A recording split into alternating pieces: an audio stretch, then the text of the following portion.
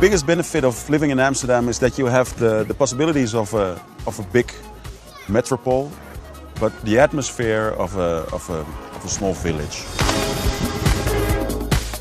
My name is Ruben Bander.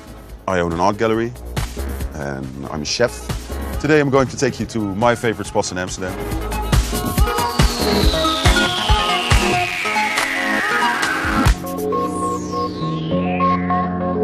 We are standing on the Southern Church Tower. And behind this tower I grew up, and the house right over there is my parents' house, it still is. And now I live like 100 meters that way. Hey ma, kan je nog één keer komen zwaaien? Yeah, you can see my ma's waving right over there and yelling. Hi! Hello kids! Amsterdam is built up through canals. And within the first canal, that's the area where we are right now. So it's the oldest part of the city. What really keeps me here is I know every inch, every stone of it. I know I think I do, but I still, after 25 years, I still discover things when I'm walking around here. So it's never dull. It's, well, and it's beautiful.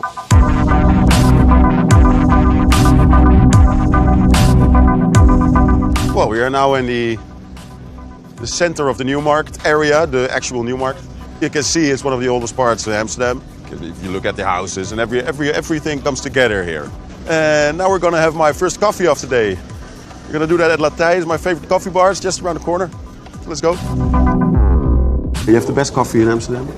You can have that here.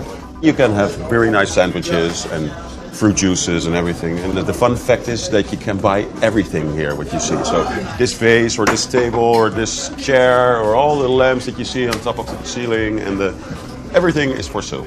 This is one of the most beautiful parts in Amsterdam because of the diversity. With lots of shops for clothing, coffee bars, sandwich shops, and it's Chinatown as well. There's happening stuff here all the time. It's fun. So here's where I drink my coffee, but if you're looking for something stronger, like Geneva, you can go to the best Geneva bar in town, which is just around the corner. This is a Geneva bar called in the Olofspoort, in one of the oldest buildings in Amsterdam. They have more than 60 Genevas here. So in combination with this old building, to drink this really old classical Dutch distillate is, well, it's fun. It's nice to drink it in an environment like this, like a brown cafe, where nothing really has changed for the past 400 years, except for electricity and stuff.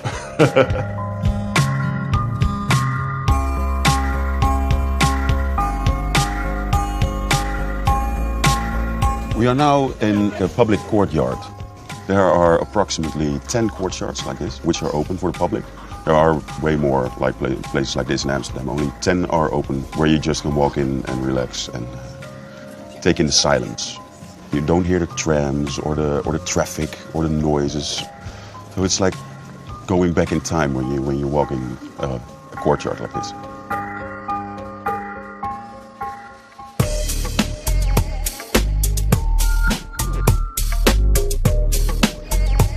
We are now here at an old steam mill factory. They have built a cultural center in it. So you have theater, you have exhibitions, you have a very nice restaurant, cafe, some kind of supermarket dish. You have a beach, a city beach. It's really nice.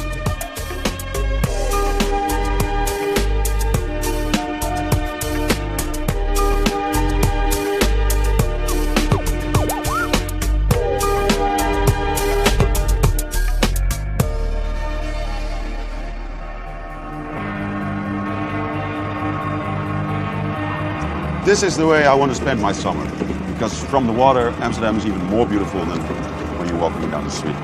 There are multiple choices you can have, like this one beside us, or you can rent a boat yourself, if you know how to handle one.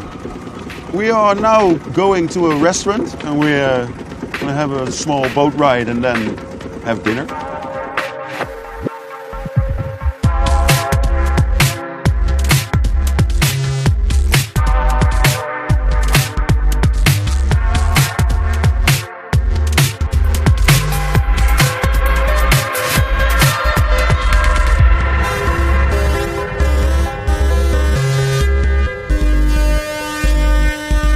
The restaurant Rem Island is a former illegal broadcasting island. It lasted for a month, and then it had been rusting for 40 years in the North Sea. And then they dismantled it and put it back together here in Amsterdam. It's a really nice, easygoing, French-orientated restaurant. The food is good. It's not too expensive, and the view is amazing. After we're done eating, we're going to the Club Trouw, which is, I think, the best club in Amsterdam. It's in an old building where they made newspapers until 10 years ago or something. Then it was empty for a couple of years, and then they built a club in it. It's big, and it has the same atmosphere as Rem Island. It has its raw edges. And well, during the Amsterdam Dance Event in October, if you go there, you have the biggest headliners. I can recommend it. If you want to get to know Amsterdam, take a week. Not a day or 2 days, just come by and have a good time. So I'm going to have a party, and maybe I'll see you at the Trouw. So goodbye.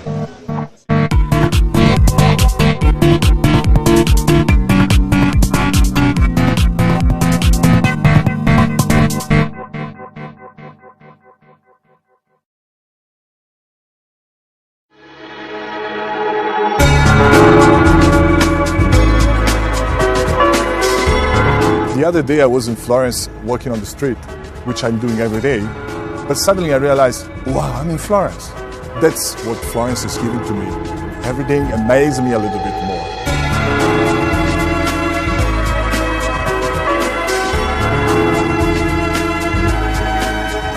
Ciao, my name is Marco Badiani. I am the director of the Florentine, the English language newspaper in Florence. And today we are at the top of the Astoria Hotel enjoying this Florence landscape. Now in Florence is very happening rooftops, so I think it's worth see what you can see. Florence born all around its river, the river Arno. Florence got an enormous growth around two main activities, wool and banks. This allowed in the 13th century to start its growing, and a lot of the Duomo started to be built in that time, and other very important buildings started at that time. Then it got a boost. It got a boost with the period we call Renaissance, and with the coming to the power of the Medici family. The Medici family influenced the Renaissance heavily because they put a lot of money invested in supporting artists. So we can say they were like the big founders of Renaissance. That's the bridge that brings us on the Oltrarno. This is Piazza Pitti, and this is the Pitti Palace. This neighborhood is the Oltrarno. It's very peaceful and relaxed. On the contrary, on the right bank of the Arno, where there is a lot of big chain and more touristic, here there is less people, more relaxed, slow motion, let me say. You can find a lot of artist atelier, vintage shop, nice restaurants, and it's also the place where a lot of the young people hang out in the evenings to have fun, drinks, or just stay on the street with friends.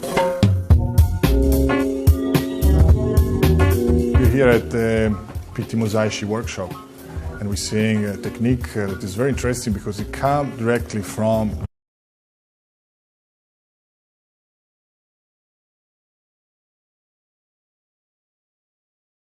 we're building their chapel behind San Lorenzo. It's based on a semi-precious and art stone inlay technique. So it's like a little bit seeing people from the Renaissance working.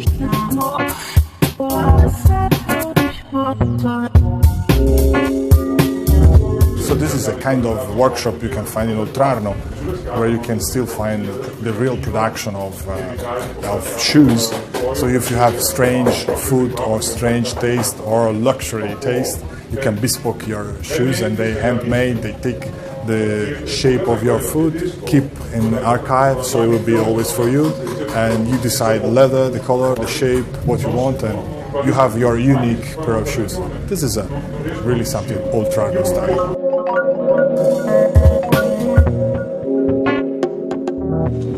We are here in the general market in the center of Florence, in the San Lorenzo area. It's come from the beginning of the end of the 19th century. People meet at the market. I'm going to have it. Very good. Grazie. So we're going to have a lampredotto panino. Lampredotto. Ci mettiamo sale e pepe, sì. Sale e pepe, sì. Salsa verde e un po' di salsa piccante. We're going to eat lampredotto panino, which is very typical. Grazie. It's a very typical Florence panino. It's the fourth part of the stomach of the cow. Here started as a poor food, and now it's traditionally very in trend in Florence. You have to taste it because it's a really special consistency and flavor. You want to taste?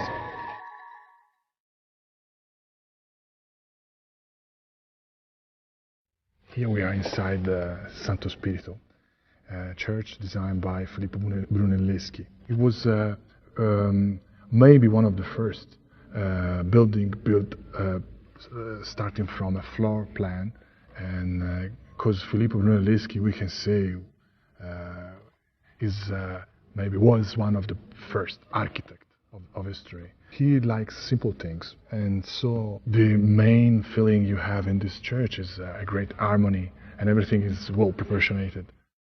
The Michelangelo cruise that we're going to see right now, it's something that has been rediscovered recently. In 1960, they find the crucifix who was completely painted in green, most probably to protect it from the view and the recognition of others, like others in camera, like Napoleon's, to be taken from him. So at that time was restored, and now it's maybe one of the most important pieces in the church. We are here in front of Palanerli by Filippino Lippi. In general, you find this kind of paintings, this kind of masterpiece into museums more than into church. But here we're lucky we have in Santo Spirito the possibilities to see a painting like that. We can enjoy the beauty and be inspired by that. Everybody can come to Santo Spirito. It's a church. In Italy, all the churches are open to public. They can come and visit and enjoy the masterpieces.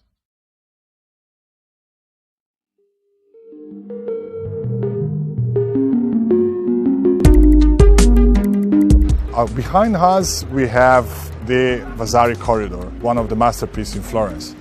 It's actually a passageway that the Medici Grand Duke used and their family used to walk in the city unnoticed. At the time of the Medici, when Vasari built up the Corridoio, butchers used to be there, but the Grand Duke and the Duke, that they feel that not very nice perfume coming from the scratches of the butchers, and they decide to change with another activity, so that's why we have jewelers now. Recently, it's become a hot stuff, the Vasari Corridor, because it's been mentioned by